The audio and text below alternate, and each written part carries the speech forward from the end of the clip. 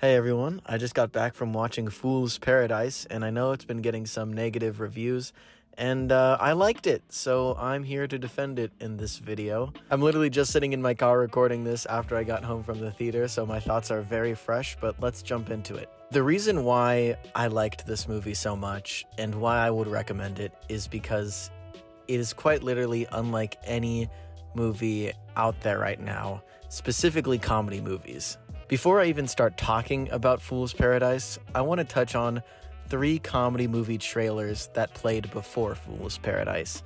No Hard Feelings, Strays, and Joyride. All 3 of these movies fall into one of 2 types of comedy movies that are now very popular and pretty much the only ones that get made. One type is the raunchy, sex-focused comedy that is just saying the F word and talking about genitalia and all that stuff. And the second type of comedy movie is basically pop culture references and seeing how much you can cram into 90 minutes. No Hard Feelings and Strays both fall into the sort of raunchier section of this. No Hard Feelings being about Jennifer Lawrence having to have sex with a 19-year-old boy, and Strays just being about CGI dogs who say the F word. And I don't want to say that this is a lesser kind of humor or I am smarter because I don't enjoy this humor, or anyone who enjoys this humor is dumb. I get it. These movies make people laugh, and that is a good thing. I am pro making people laugh, and I don't want to, put down anyone who finds either of these movies enjoyable. But I do think it is a lot of the same we've been getting in Hollywood. And then talking about Joyride, I think this one's different. It does come across more nuanced and fun, and I'm very happy to see such a diverse cast as leads in a comedy movie. I think that's amazing. But what really gets me is the final scene of the trailer, where it is basically a recreation of the final scene of the 80 for Brady trailer, where in the 80 for Brady trailer, they're like, you ladies aren't, halftime dancers. And they're like, yes, we are. Let us dance to prove it to you. And then they do it. And then in Joyride, they're like, you guys aren't K-pop singers. And they're like, yeah, we are. Let us sing and dance to prove it to you. To which they start singing Whores in This House by, I believe, Cardi B. It's a good joke. It gets laughs. I've seen this trailer multiple times in theaters, and each time the theater got a reaction out of this joke. It made them laugh. I was the only person in the theater watching Fool's Paradise, so the joke did not land amongst just the one person being me. This is very clearly targeted towards Gen Z, a Gen Z comedy. They have, they create funny little jokes that they can upload on TikTok for ads and then get Gen Z to go see the movie. And maybe Joyride is a bad example because I am excited for the movie, and it's obviously not the most egregious offender when it comes to using pop culture references for humor. I think that would have to go to this year's reboot of House Party that nobody saw, or Ted Lasso Season 3. Anyway, let's talk about the actual movie now. It's written, directed, and stars Charlie Day as a mute guy through a series of crazy, wacky hijinks becomes a big Hollywood star.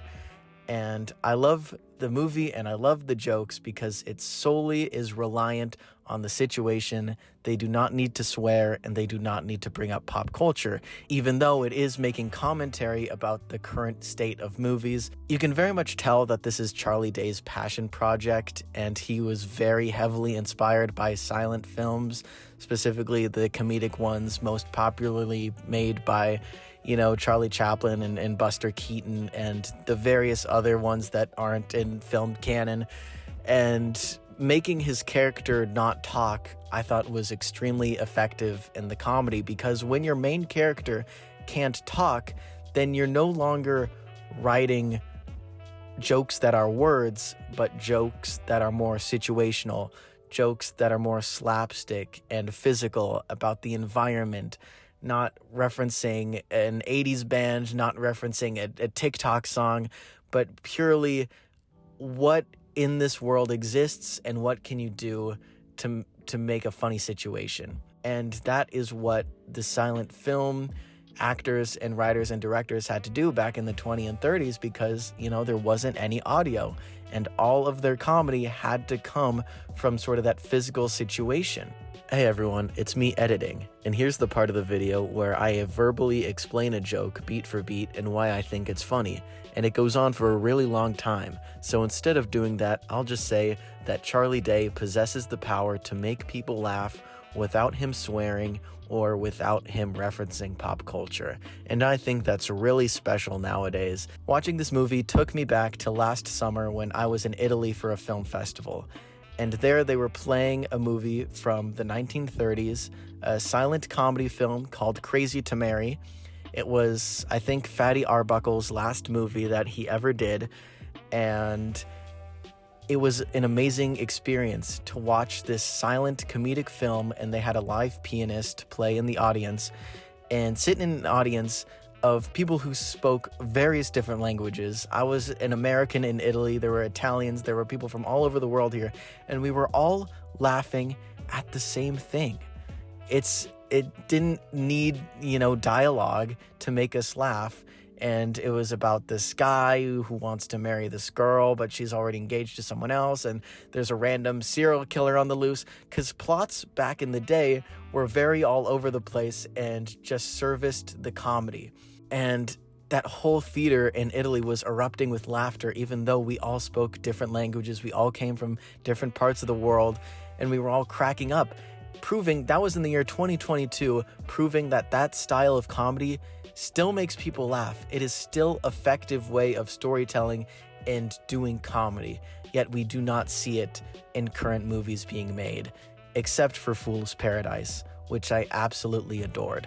I can see why a lot of people's problem with this movie is the plot and the pacing, and Charlie Day's character pretty much has zero agency. Things just happen to him, and he's along for the ride. And that's how the plots of these very old silent films were, is that random things would happen, and we'd watch our main character adapt to the situation and react to it in a funny way. And that's what Charlie Day does throughout this entire movie. I know I might sound crazy, like advocating to bring back silent films, but that's not exactly what I'm saying. I'm saying we should bring back this kind of humor, because all we see in movies now, and specifically ones being comedic, are pop culture references and just heavy raunchiness. Again, neither of them are bad, and you shouldn't feel stupid or for enjoying it, and I'm not calling people who enjoy it stupid. But it's just draining to see that that's all there is to it. I think Fool's Paradise does a very good job of balancing the classic silent film comedy of Charlie Day character not talking, along with all the other characters around him that do talk. Because yes, there is a lot of talking in this film, and I think especially I think the most effective characters in this were Adrian Brody's character and Jason Sudeikis' character. Both of them had amazing delivery, and all of their lines, since both of them are such amazing actors, they know exactly when and how to deliver a line to make it funny. And they did. They knocked it out of the park with all their lines, and I found their dialogue funny. So it's not that, everything needs to be purely slapstick, only physical comedy for something to work, but you can also join it together with the dialogue to make an even better film, which I think that's what Fool's Paradise did. One of the reasons why I really liked this movie is that from the very beginning, a doctor describes Charlie Day's character as having the mind capacity of a 5-year-old. But not once is there a joke that's really made at the expense of Charlie Day's character.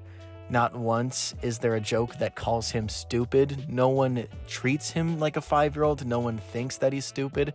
And I think, especially, comedy films from the early 2000s and 90s and whatnot can be very problematic on portraying characters with mental handicaps, especially ones like maybe with autism or ones associated with maybe a character not being the most socially aware. And for this film to handle Charlie Day's character with such grace and not call him stupid, all of the characters in the film treat Charlie Day's character just like a responsible, well-adjusted adult. and it's not really ever called into question why he can't talk. It's just accepted that he doesn't talk, and everyone just treats him like a regular person. And I thought that was such a breath of fresh air, because in a movie lesser than this, they would totally play up his stupidity and, and just make him do a bunch of various dumb things, maybe dip into some offensive stereotypes.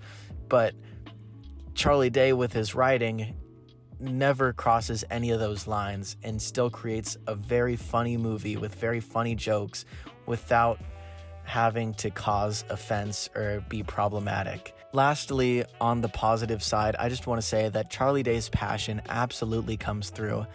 I think this might be his directorial debut. I don't know, maybe he's directed an episode of It's Always Sunny. I don't know, but I think this is his first big movie that he's ever directed. And I think he does a really good job, especially for a first-time director. I thought the shot composition especially was very great. There were some amazing POV shots that I found fun and cool and interesting and helped keeping things from being bland. And just his overall love for comedy. Charlie Day does not treat comedy like it is a corporation or something to be sold or an item. Charlie Day treats comedy like it is an art form, something that takes skill and talent to pull off, both of which he possesses and does pull off very well in this movie, I'd say. But now, to be fair, I will talk about some negative things that I did not enjoy about the movie too much, and these are probably ones that a lot of other people are talking about who didn't like the movie. First of all is the editing. Now, I'm not, a very knowledgeable person when it comes to film editing, but I will say, just to me, it did seem a little off in a few points where I think they could have held on the shot for a little longer and then cut away. There seems to be some very fast cuts in there, and it can be a little whiplash, jarring, moving from one shot to another. And I think the editing could have just used some tightening up a little bit, and some breathing room. And second thing that I didn't really enjoy was the pacing too much. I think a lot of people are going to be turned off just by the plot in general. I didn't have a problem with the plot or where it goes, because around the middle, it can seem like things are just taking off and it's one plot point after another, and it can get a lot. But I didn't have a problem with that, because it is, again, akin to very crazy plots of the silent film era. And so I found that fine, but there is one point near the end, where an entirely new plot point is brought up, and it doesn't really go anywhere, or it culminates in this one big monologue from this person, and then we never see that person again. And I think you could have cut that part out entirely. It seemed like Charlie Day wanted to keep it in, because I think it might have probably some, political message that he wanted to keep in there, but I feel like he could have cut that part out and the movie would have been just fine without it. And the last thing I didn't like, which I think might be my biggest issue with the film, is I just think Ken Jeong is miscast in this. Ken Jeong does what he does really well in The Masked Singer, but this role requires a lot out of him. He's basically the second lead to Charlie Day, and their relationship is basically the emotional through line of the entire story, and it is the heart of the entire story. It is the message of the entire story, and Ken Jeong just isn't able to bring that emotion with him. His character is written to be very loud and annoying and extreme and high energy, and Ken Jeong does that very well, but it is missing that emotional depth, to where maybe I'll also blame the writing on this a little bit too, of how their relationship could have been further developed before the movie ends. I feel like another actor would be better suited for that role, maybe one who has more experience in dramatic acting and can bring that emotional depth and, third dimension to the character. I like Ken Jeong as a person. He seems very funny on The Masked Singer. I watched the first few seasons. He knows how to make an audience laugh, but in this movie, he just doesn't hit the emotional beats that he needs to for the ending to feel fulfilling and effective. So those were my thoughts on the movie. What are yours? Let me know in the comments. I highly encourage you go out there in the theater and see this, because it needs the box office help. But, this is just my opinion. People who don't like the movie, their opinion is just as valid. And I just want to reiterate that if you enjoy raunchy comedies that talk about sex and the F word, go ahead. You're not stupid. You're not dumb. Your tastes are your tastes. And same with, TikTok references and whatnot in your movies. If you enjoy that, I'm not going to stop you. The world is a better place when we're all laughing, and no matter what you laugh at, I'm just glad you're laughing. And this movie made me laugh.